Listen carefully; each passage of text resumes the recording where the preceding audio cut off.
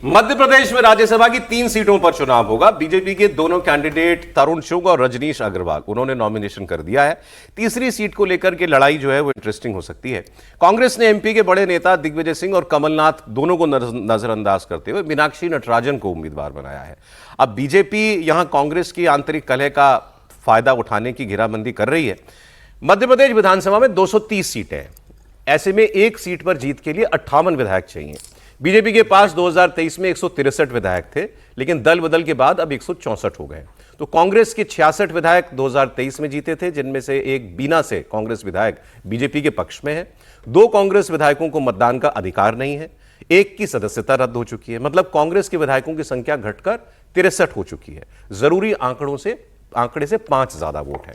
लेकिन अगर बीजेपी यहां तीसरा कैंडिडेट दे तो फिर कांग्रेस के लिए कम से कम लड़ाई जो है वो एक टफ लड़ाई बनाई जा सकती है।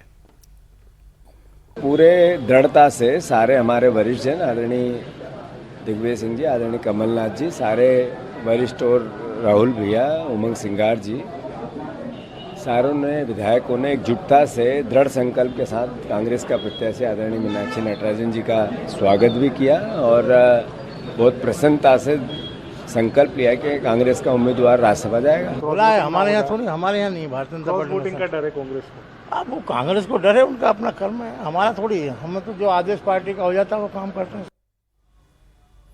ये तब जब अगर बीजेपी तीसरा उम्मीदवार उतारे। अभी तक तो ऐसी कोई सूचना नहीं है। बाकी समीर जी बताएंगे। सर, लग रहा है आपको? अभी कल प्रदेश अध्यक्ष जो खंडेलवाल ने सभी विधायकों से भोपाल में रहने के लिए कहा है और इस बात की संभावना कि कल शायद कांग्रेस तीसरा उम्मीदवार, भारतीय जनता पार्टी अपना तीसरा उम्मीदवार उतार सकती है। अभी वो इस गणित में लगे हुए कि 8 वोट की व्यवस्था करना है, कि 8 वोट की अगर व्यवस्था हो जाती है, और मुझे लग रहा है कि भारतीय जनता पार्टी से कोशिश में लगी हुई, अगर 8 वोट की भारतीय जनता पार्टी व्यवस्था कर लेती है, मुझे लग रहा है कि कल मध्य प्रदेश में भी भारतीय जनता पार्टी अपना तीसरा उम्मीदवार दे सकती है। और तमाम बड़े नेताओं को इसकी जिम्मेदारी दी गई है। मुझे लगता है कैलाश विजयवर्गीय इसके अंदर है, मोहन यादव इसके अंदर इन्वॉल्व है, प्रहलाद पटेल, दिग्विजय सिंह को भी जिम्मेदारी दी। नहीं, दिग्विजय सिंह तो इस बार खुद ने, मतलब दिग्विजय सिंह तो इस बार तैयार थे। दिग्विजय सिंह की ये उम्मीद थी कि कमलनाथ तो किसी भी हालत में न मिले। बीजेपी ने दिग्विजय सिंह को जिम्मेदारी दी है क्या? नहीं, इस बार तो दिग्विजय सिंह ईमानदारी से कांग्रेस उम्मीदवार के साथ में है, क्योंकि वो जो चाहते थे वो हो गया।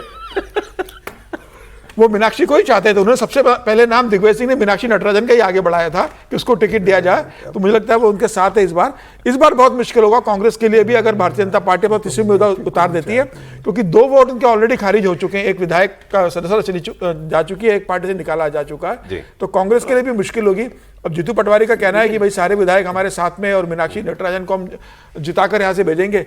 अब कल तय होगा। अगर भारतीय जनता पार्टी उतारती है, इसका मतलब यह है कि भारतीय जनता पार्टी ने अतिरिक्त 8 वोट जो चाहिए उसकी व्यवस्था कर ली है। ठीक नहीं, मीनाक्षी जी जो है राहुल गांधी के मतलब कोर टीम की मेंबर हैं और कांग्रेस के पास जितने जरूरी वोट हैं उससे ज्यादा ही है। उसके बाद भी कांग्रेस का कैंडिडेट हार जाइए तो फिर बहुत ही अलग खेल हो जाएगा ना। क्रॉस वोटिंग तो होती रहती है राज्यसभा चुनावों में। 2 बड़ी बातें होगी ना, एक राहुल गांधी की टीम का मेंबर और दूसरा कांग्रेस के पास पर्याप्त। जैसे जेएमएम झारखंड में नहीं है, तो झारखंड में समझ में आता है कि कैसे क्रॉस वोट हो सकता है या नहीं हो सकता, कहां जा सकता है। हिमाचल में भी पर्याप्त है। अभिषेक मनु संघवी हारे, तब भी पर्याप्त वोट थे, तब भी हारे। नहीं, तब पर्याप्त नहीं था, एक ज्यादा वोट थे, फर्क था उसमें। आराम से जितने की स्थिति, उसके बाद भी क्रॉस वोटिंग हो गई।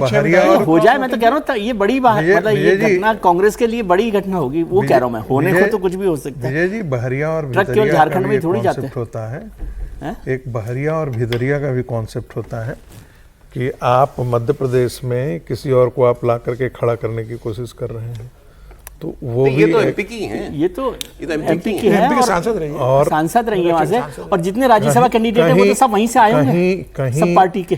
कहीं बहुत ज्यादा एक्टिव नहीं रहे हैं।